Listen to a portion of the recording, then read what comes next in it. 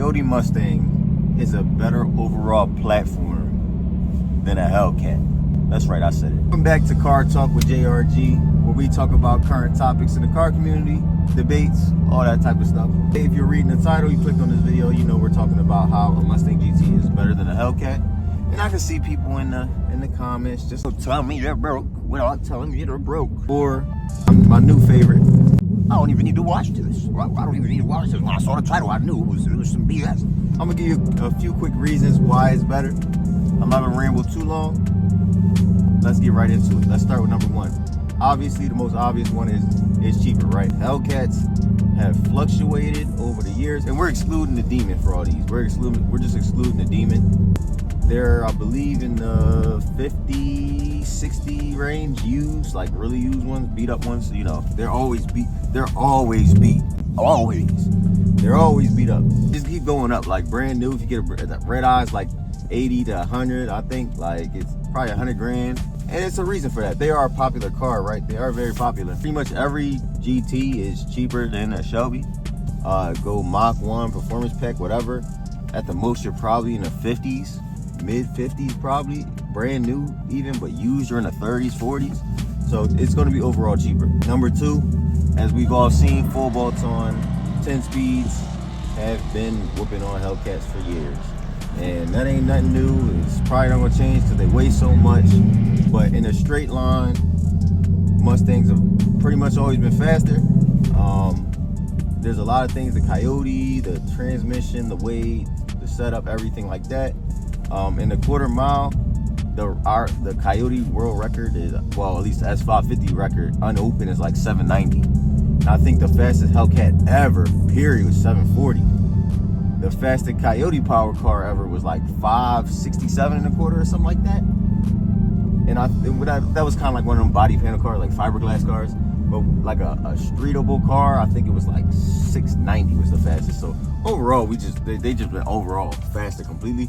Number three, you can actually track the cars. Yes, you can take your Mustang to the track or autocross, and you could do very well. If you get a performance pack, if you get a Mach 1, a Bullet, anything like that, you have the suspension, you have magnetized suspension, you have the setup. So it's not just a one-trick pony. Demons, I mean, Hellcats are kind of like one-trick ponies, whereas the Mustang can do literally everything. It could be a track car, it could be a drag car, it could just be a nice car for a night out in the town. It could be and pretty much anything. And number four, and I'm not saying this never happens, but it's a big issue whenever you get any type of Dodge product, they stealing them. They are stealing them left and right. You can't even keep your car. You gotta keep it. They'll get into the garage. They'll get on the street. Wherever you got it, they will come and get that car. They're targets. And I think, again, they're popular cars, and that's a reason why. But at the same time, what do you really do? You know what I mean? You gotta get kill switches and all that extra stuff for the car, and it's a pain. The flip side, Mustangs don't really get stolen like that. Well, as far as I know. I mean, I'm sure there's a state where they are stealing them, but as far as I know, people ain't stealing them that much. So, I mean, you're spending a lot more and they might be getting stolen. Number five, I'm not saying Mustangs aren't targets, but the police are looking for these cars. When you see this car out, police are thinking you up to no good. Unfortunately, it's not. It got a bad stigma, and I know there's people out there that's really like treating the cars right and like using them for what they need to be used for and having fun with them. But like, they're known as the takeover car now. Like they're the car that's like people are doing takeovers. They're doing burnouts. Now, to add on to that, there are a lot more variants of the GT than even I think even for the Scat Pack. If I went to the Scat Pack, more variants. You can get a lot of different packages, a lot of different variants. It's kind of, and I know Mustang it's a common car. Y'all keep telling me common traffic. I get it, but at the same time, you can kind of stand out. There's a lot of different variants, and that's especially if I go into if I get into the Shelby stuff. But if I just do like Mustang GTs, there's so, like I said, you get the Mach 1, Performance Pack 1, Performance Pack 2, you get a premium 401A car, you get the Recaros, you can get the leather, the claws, you can get the digital screen, like you can get everything. Like it's a way to stand out. And I'm not gonna lie, every Dodge product looks the same. It's just, we're gonna say, oh, but GTs don't come supercharged from the factory. What if I want a GT supercharged from the factory? I gotta get the Shelby. That's not even true.